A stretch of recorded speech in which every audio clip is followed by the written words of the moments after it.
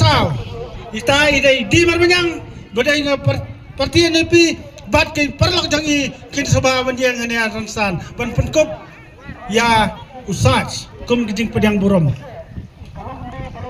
bat kum juru di marmanyang ma napa dosa napa precision sopian bat kum juru nama kura ike karbani na ka kongres bat ki perlak bat kum juru na lamplo di bersing kanior na ka parti NPP bat nawa salai bat gimana kawai ke parti lawan penisa jangi musangi dan tahandiat mentali lagi dapat ini saki pelang tanah gimana nasihat baik perlak parti NPP parti kongres gimana sahabat kap parti UDP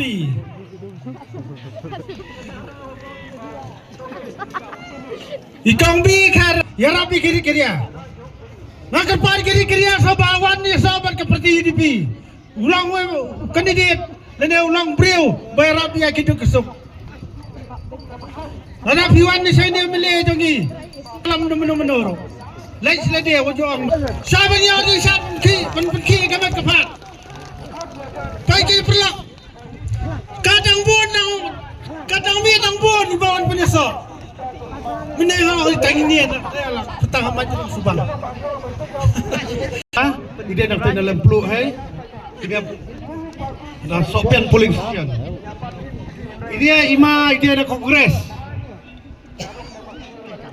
liquir nak dalam time orang kecakap berkelan perak menakan dia beladiam mentai ladon bagi Harbom! Harbom! Gini alain layo.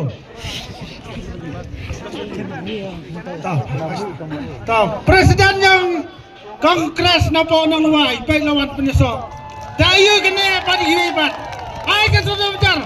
Harbom! Harbom! Harbom!